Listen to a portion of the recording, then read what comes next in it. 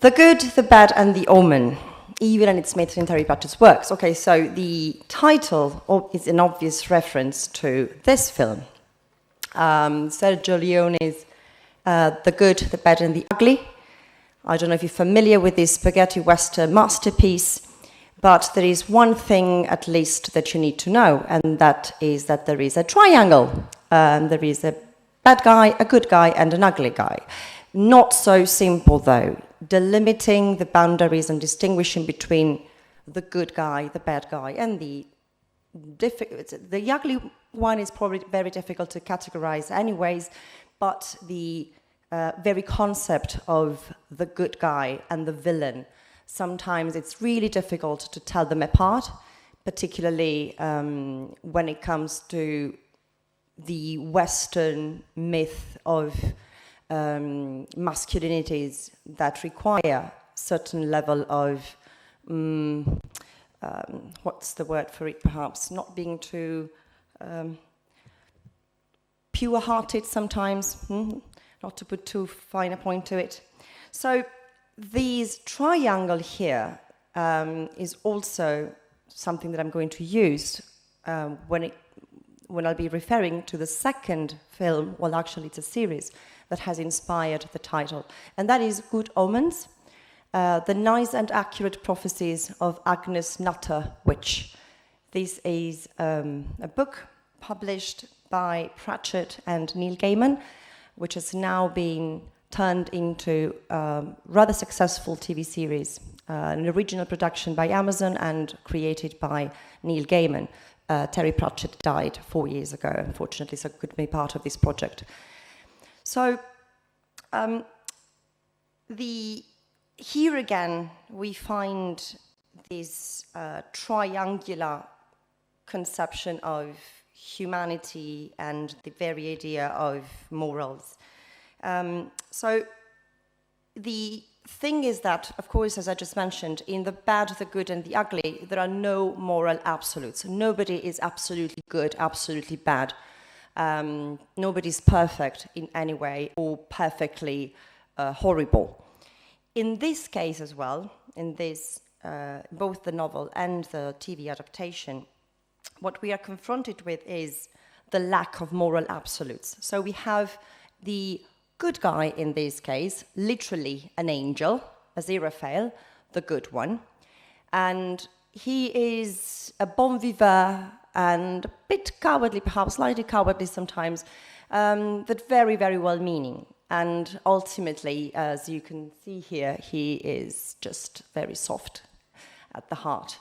Then we have the demon, Crowley, obviously representing the bad, the villain, but obviously he's not a villain. Again, in this comedy, he, rather than being bad, he's more of a badass, reminiscent of a glamorous as a rock star, and that's the attitude, the edge that he gives to his character. But obviously, again, I say obviously a lot, but just because if you've seen the TV series, it's just something that is quite evident. He is not bad at all. In fact, he is the angel's best friend, and the relationship is a very special one. Okay, and then we have the third element in the trilogy, in this triangle, and that's Adam, the human, ?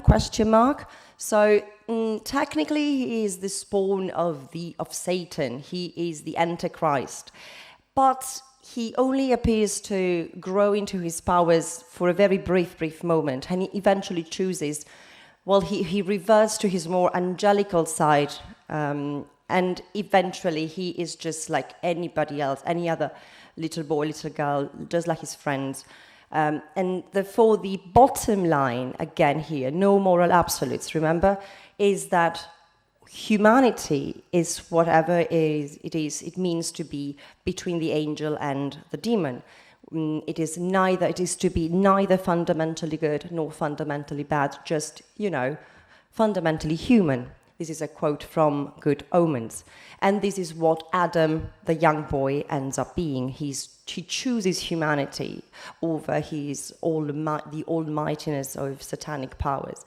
But neither is he a perfect angelical being. Nobody is in Good Omens. Not even angels are perfect. In fact, and this is a point I'd like you to focus on and to remember, bear this in mind, it is a very strong point that Terry Pratchett makes again and again throughout his work, and that it is that angels ascend, devils descend, but to stay human, to avoid losing your humanity, you must do both again and again. If you were only to rise, then you would stop being human. If you would only precipitate downwards into the bottomless pits of the hell, then you would stop being human as well. Therefore, to keep yourself from losing your humanity, you have to do both all the time, continuously. You must choose to go up and down to keep that balance. Okay, so this is again another concept I wanted to bear in mind. Terry Pratchett, this is what I contend, he sees morality, or perhaps human soul, human identity, if you like, as a moral continuum. And evil is, so it is more or less like, it looks like a half line. I don't know how to say that in Spanish, but semi-recta? Is that? Okay, so this end here is endless, it's infinite, it goes on and on and on, it's ever expanding. It knows no limits. But evil on this side, there is this knob here representing a starting point. There is a limit to how bad things can go, how evil you can become. And why? Because evil is basically seen as cold or darkness, which are so often associated with evil, as an absence. And there is only so much you can take out before you're left with nothing. And when you reach that nothingness, that gaping chasm, when we're left with nothing, there's nothing further. You cannot advance any further. So there is an end, there is a limit. Evil is limited and good is not. And to be human means to embrace both and to understand and know both, but also to keep going on and further away from the starting point of evil. I call it a starting point. It's not, it doesn't mean that humans start off as being evil. Not at all, sorry, if that is misleading. I'm just saying that to be human, according to Pratchett, it is to know absolute evil and to move further away from it and to continue going in that direction. All right, so what is my working hypothesis here? And in the title I mentioned Terry Pratchett works. That is a very general term. I'm going to focus on the Discworld series. So even though Good Omens technically does not belong in the series, I've used it as a reference in the title, but I'm going to focus on the Discworld fantasy series.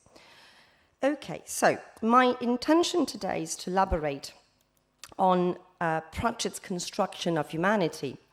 And according to, well, my research so far, as far as I've been able to tell so far, Terry Pratchett constructs this concept, this idea of humanity in his works, on the one hand by deconstructing myths of good as in the perfect divine model of good, is deconstructed and ultimately, I don't want to say eliminated, but it's not a goal, it's not this granitic, monolithical ideal. It crumbles, and the tendency is to go more towards the human rather than towards the divine. And on the other hand, and this is interesting, he also uses the mythification of absolute evil. He uses myths, the elves and vampires and different myths or folklore to represent absolute evil, which is interesting because you would expect, no moral absolutes, no absolute good, no absolute evil either. But as we will see, I believe that Pratchett thinks it is very important for us to know what that absolute nothingness is in order for us to then grow away from it. Okay, so on the one hand, the perfection is completely to be discarded. There is no character that is perfect in Terry Pratchett's Discworld, in his literary universe. Nobody is perfect. There are very, very likable characters you identify with, you admire, powerful characters, extremely funny, nice, kind characters, but nobody's perfect. Everybody has his or her flaws, and this is what makes them so relatable and likable and ultimately human, regardless of the species they belong to, because not everybody is human on Discworld. The other idea is no essentialism. So even that you might be a troll, but the idea of you can also be a very humane troll. Now, the word humane obviously should not be applied to a troll. It's probably very speciesist. How to say that? Speciesist, yes. But just so as to understand each other, the idea of personhood, the idea of peopleness is not limited by your DNA. So you can belong to any species and still be a kind, good-natured, well-meaning person. On the other hand, though, even though we must let go of this idea of perfection and essentialism, apparently there is one idea that is very close to essentialism, which is that of absolute evil. We will see that it is not essentialist and that it is not based on any physical or genetical, everyone is, the seed of evil or the potential for evil is in all of us, and yet it's got nothing to do with, the genetics predisposition or anything like that. No species is intrinsically evil, except elves. Elves are a nasty piece of work, as we'll see, but that is because it's metaphorical. We'll see that. Okay, so moving on. So absolute evil has to be investigated, has to be acknowledged, and has to be communicated in order to grow and learn from the experience. And how does Pratchett, how does he investigate or research and explore evil, absolute evil? Through myth, as I just said. So in Pratchett's literary universe, the chosen genre for such articulation is myth. In his non-fictional series, The Science of the Discworld, Pratchett argues that humans can only understand things through language. And this includes hard science, your physics, your chemistry, your quantum theories. You can only understand things through language, and what happens with language is it seems to have this thing for storytelling. The moment you use language, you are engaging in some form of storytelling. So the way humans understand things, the bigger things, the small things, external things, internal things, phenomena, is when they come, these things, these ideas come to them in the shape of stories. We tell ourselves stories about how atoms combine to form molecules. We tell ourselves stories about stars dying and planets being born. They are ultimately all inaccurate. They, if not downright lies. Yet they seem to be all we have to connect us to and immerse us into the universe. Humans think through language, understand through language, and communicate through language. And language seems to have this thing for storytelling, as I said, as Ian Stewart and Jack Owen, who co-write The Science of the Discworld, non-fictional books on hard science. Regardless of how objectively expository the text might be, the text you are hoping to write might be, it ends up being nothing but a story that you are telling yourself and other people in order to understand and explain such unfathomable referential realities as stars and atoms and cells and fossils and other humans. I thank psychologist Richard Grennan for reminding me that the map is not the territory, myths are not reality, and yet the map helps understand the territory, and myths, it follows, help understand reality. So the stories we tell about atoms and chemical reactions and the birth of stars, etc., are maps to navigate our consciousness through the universe. Now, what is a myth if it's not a story meant to help humans understand the universe by turning everything into manageable narratives, into a human-shaped tale that might fit human-shaped minds? Does that make myths lies? Metaphors are ultimately lies that are used to better convey a meaningful truth. The message that Pratchett wants us to hear is thus shrouded in myth, but it's not less true for that. And the myths he is mostly concerned with are those of good and evil and of humans' difficult stance in between the two polar opposites. So to give you a little bit of a context, Pratchett is not merely a widely acclaimed, as far as the general public is concerned, an extremely successful in financial terms fantasy author, with practically every one of his latest books being a bestseller, and with an ever-increasing number of adaptations of his novels to TV and cinema. There is just yet another one in the works at this very moment. His writing has sought, if not from the very first Discworld novel, the first two were more decidedly designed to be hilarious, to be funny, to be a parody of the fantasy genre, rather than engaging in philosophical thinking. Yet, I would say that from the third book onwards, that is Equal Rights, the Discworld series has been reflecting the complexity of human societies in more and more depth. And ultimately, it has sought to express Pratchett's views on what it is that makes humans tick, what makes us who we are, as well as what can strip us of our humanity.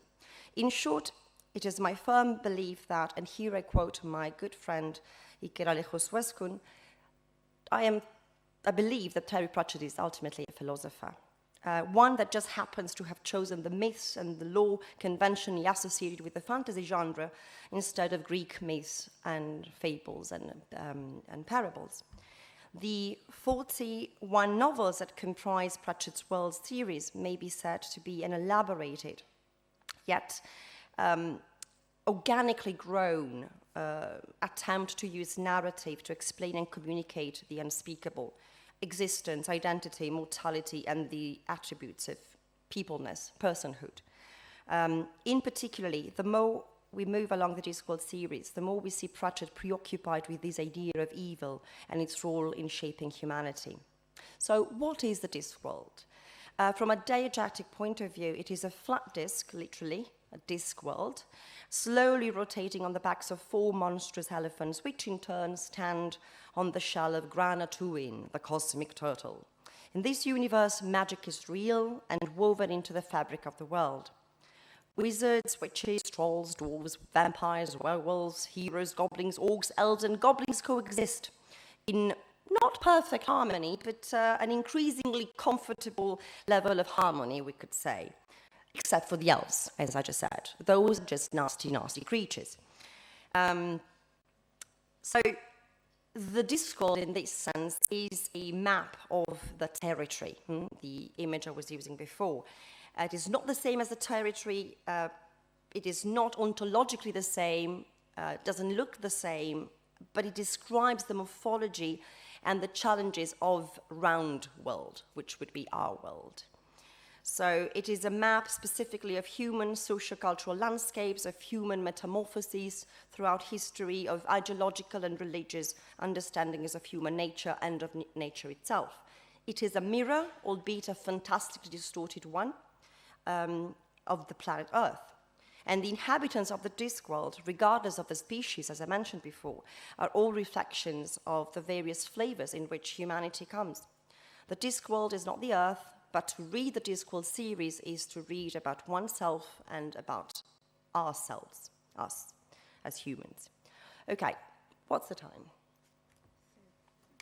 Thank you. Right. So, in an interview released in Melbourne in 2013, hello, right, Pratchett stated that imagination, not intelligence, made us human. So creativity is at the heart of humanity, and at the heart of creativity are not the objects that we create, the trains, the computers, the buildings, but the stories we tell about these objects in order for them to fit into the stories that we tell about ourselves. Everything has to be integrated in the process of storytelling who we are.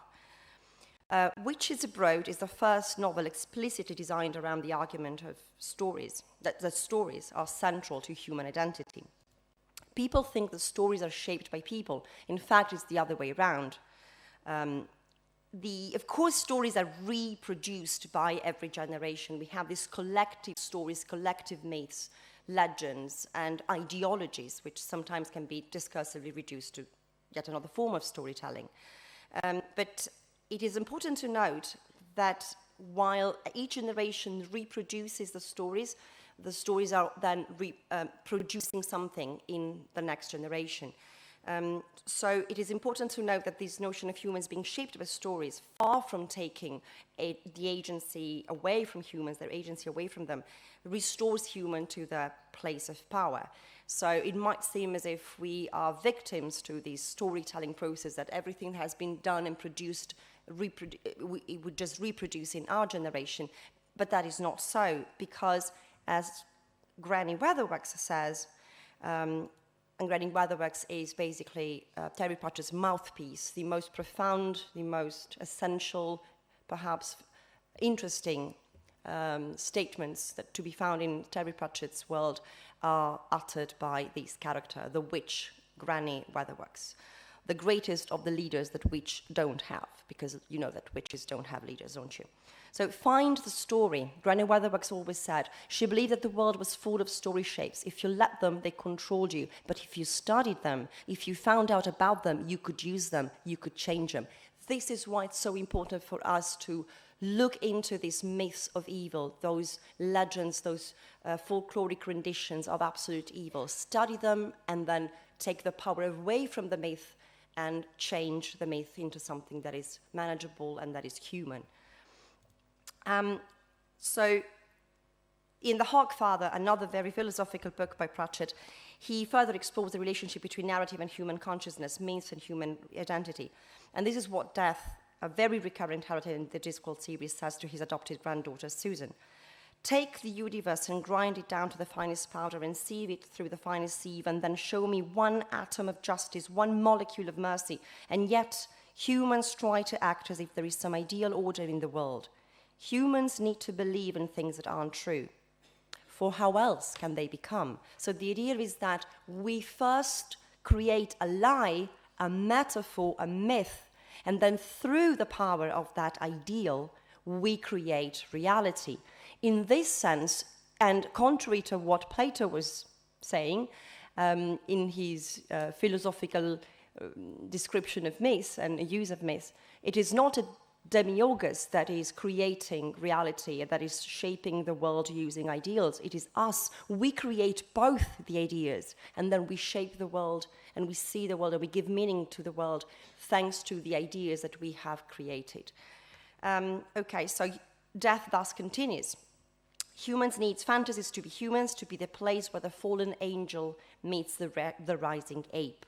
So in this case, he has dropped the demonic force and he's focusing on a more Darwinistic scientific approach to human evolution. But the idea is still there, that we have a triangle, or we have three elements, and we are right there in the mixed section of the continuum.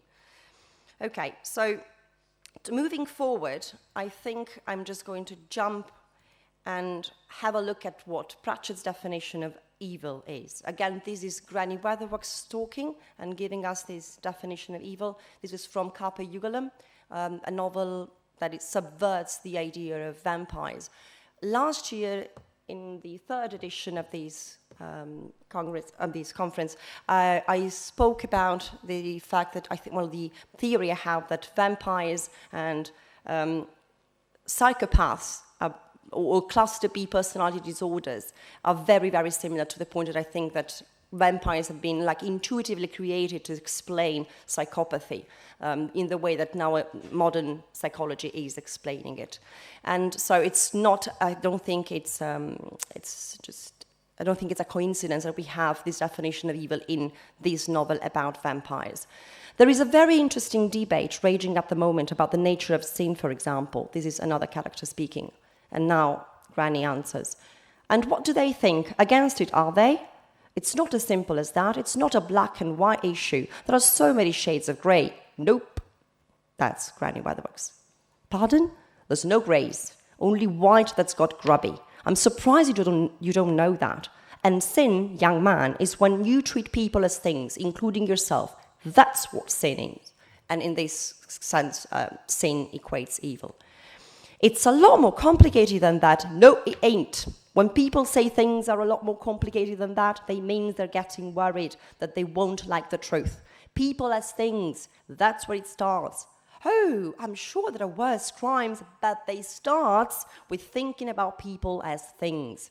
Okay, so what is, very briefly, a definition of evil according to modern psychology? The first one to mention this idea, to work on this idea, was Erich Fromm, who was trying to explain the Holocaust and Nazism, and he came up with this idea of malignant narcissism. The dark triad, that is where narcissism, psychopathy, and borderline personality disorder meet. All three of these personality disorders belong to what is known as the cluster B.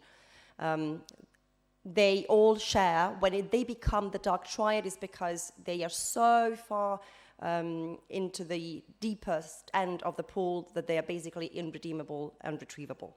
So what marks them is exploitation, narcissism, that is to say that you need others, you feed off others because you don't have a sense of self. Lack of empathy, everybody else is an object and is a thing, and you are yourself because as a narcissist you don't have an ego. And if we add sadism to it, you get the dark tetrad, possibly the worst thing you can ever become. The result is this absence of internal objects, so you need external experience and other people's emotions to feel alive.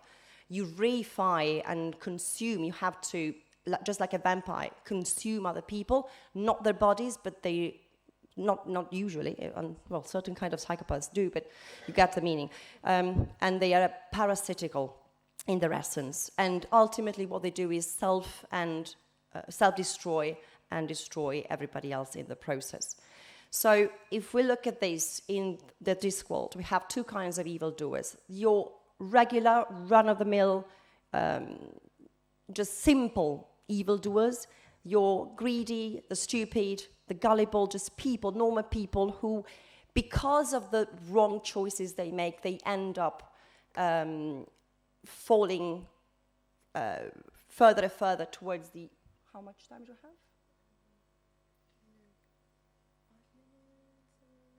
Okay, right. So because of just stupid choices, one choice at a time, they become,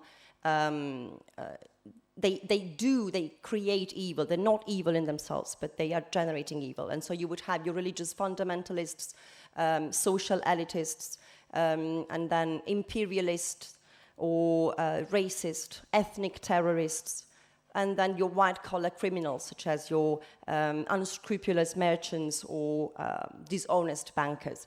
But then there's the other kind, and that is the psychopath. And you have a literal kind of psychopath, the individuals that are really, really similar to the description I've just given you of psychopathy from a psychological point of view, a scientific point of view. And these, well, you have a choice of quite a few. These are just perhaps the most obvious ones. And then you have so if you put them all, it is another continuum, and you start with the masses, and you have characters like Solly Jackson, a very good, nice family man, father, who just becomes very, very, has very racist attitudes towards his neighbors, and he has to work through those. And then you go all the way through people who know what they're doing very carefully, and they're actually hoping that their plans are evil plans, and they try to literally destroy human beings and worlds sometimes. And then you get to the farthest end of the continuum, and people like Mr. Tubley, Mr. Groyle, and Castle, these are your Charles Mason, basically, of the Discworld. These are completely, just gone. And but in their madness, they know exactly what they're doing. And what they're doing is these self and auto and heterodestructive procedures, the sadism and the narcissism and the parasitical consumption of the other. And then what we have is the metaphorical ones. The Cunning Man is a character in one of the last of Pratchett's novels, and he represents, he's a damned soul of a cruel witch finder, so basically like an inquisitor.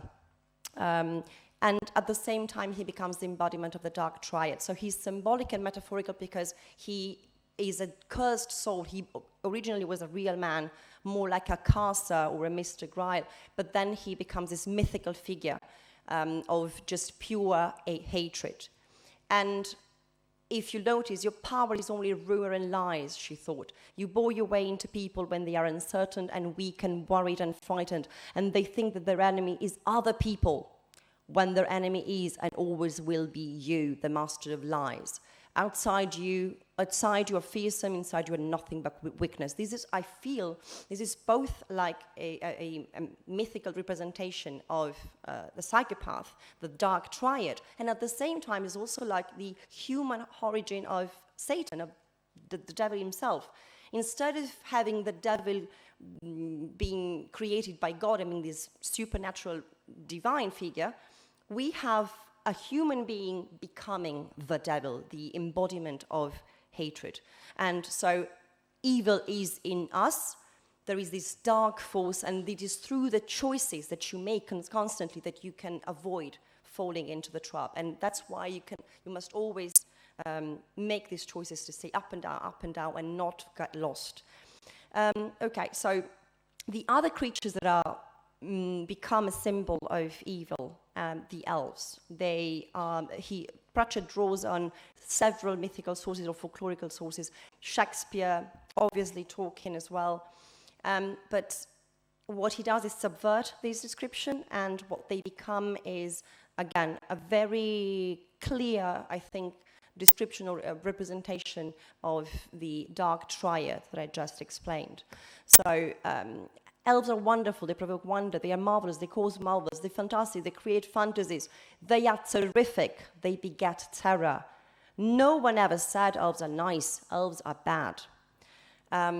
So on the one hand, and I'm reaching my conclusions, on the one hand, he uses several characters to subvert myths of evil in the direction of good. So for instance, you have your witches who are fundamentally human, so they are not perfect, but they are midwives, they are wise, they are rural doctors, they are self-sacrificial.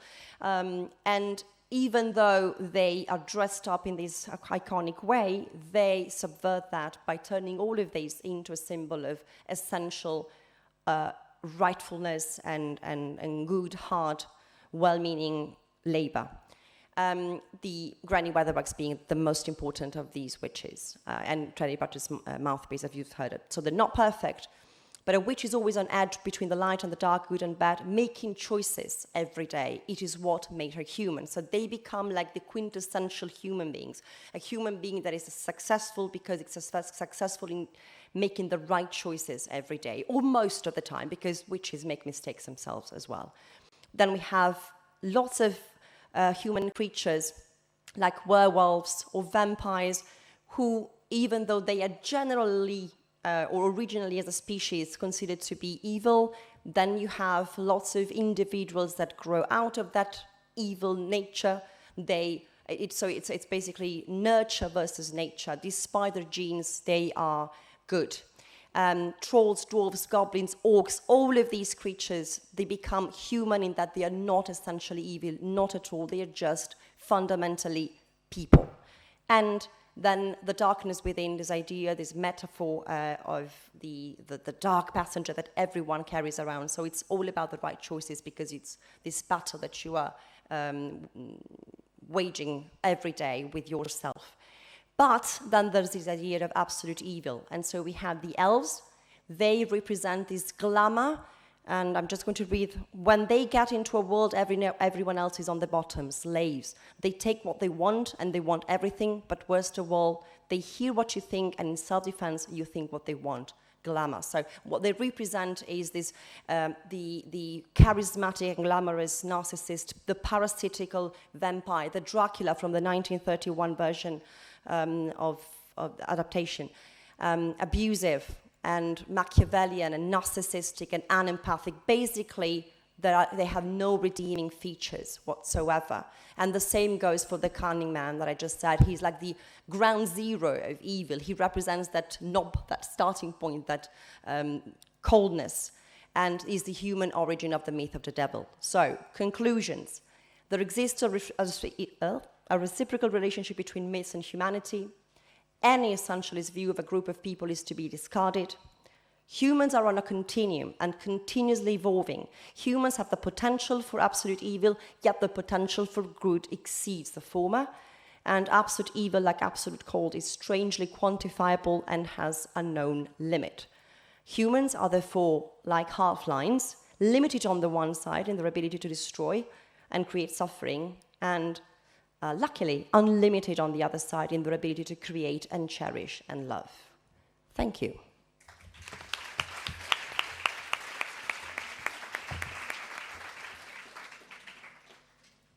So thank you very much for this interesting lecture. We have about 8 minutes for questions. So now is your turn to ask questions to Amaya, and please don't be shy. Feel free to share your questions, your comments, any thoughts you have.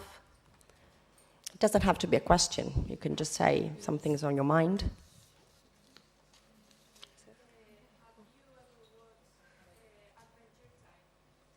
Yes, just a few episodes here and there, but I'm aware of the general, I think, the aesthetics and some of the content as well.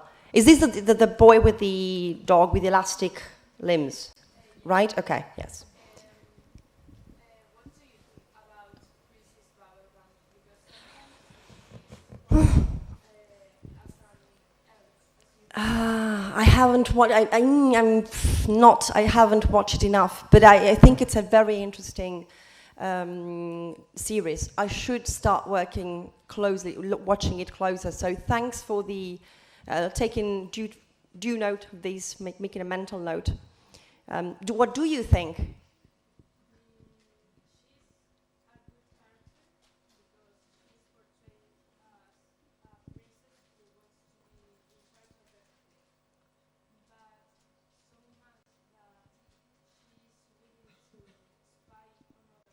She becomes overbearing and controlling.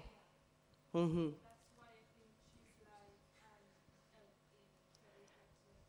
But maybe, because if you think of the continuum, maybe she's not on the far end.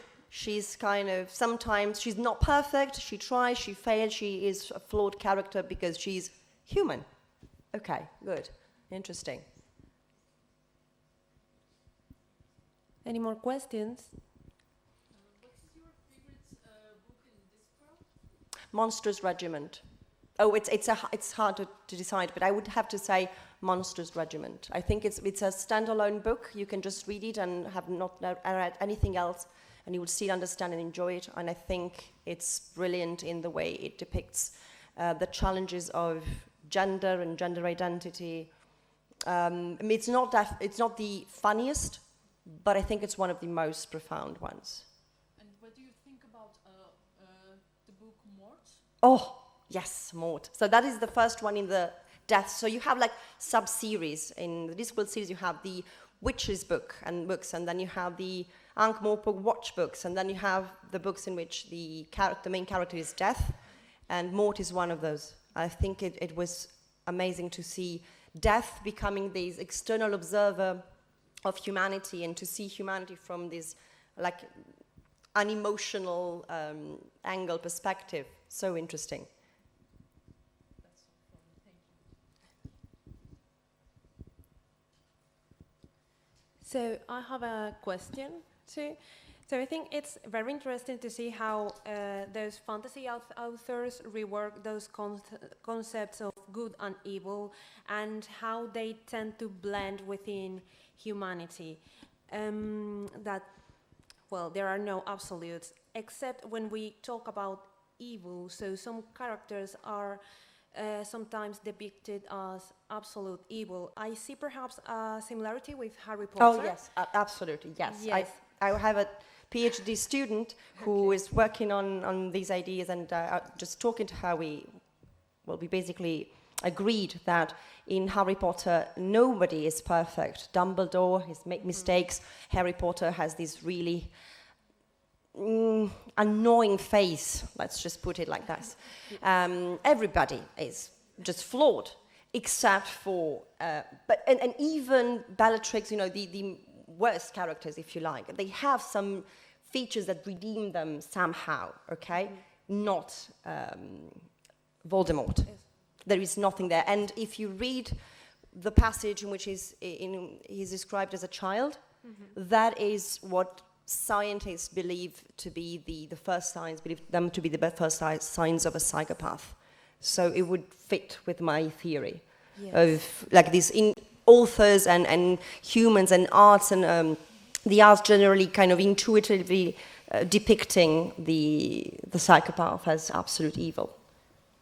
And why is it so difficult for us, perhaps, to get rid of this idea of absolute evil, even if it's a psychopath? And because we have no absolute good anymore in these authors, at least. I think because I agree with Pratchett when he says that basically you can reach rock bottom, and that is like this starting point. There's nothing worse than that. It's very difficult. I mean, yes, you can sort of give a scale of horrible things, but no, not really. If you are seeking now to destroy things, there is, at some point, unless you start creating, there is nothing else left to destroy. So I think that it gives us hope. So on the one hand, to answer your question, and to again quote Pratchett, why are we obsessed with evil, and we even have evil characters, particularly so, I'd say, in children's books? Because children, it's not to teach children that evil exists, because children know that monsters exist. These kind of books and the myths of evil are there to teach us that evil and monsters can be defeated. So that's why we're obsessed with them, to try and repeat ourselves, calm down, there's a way out of this. Wow, thank you. Thank you very much. So, any more question or last question?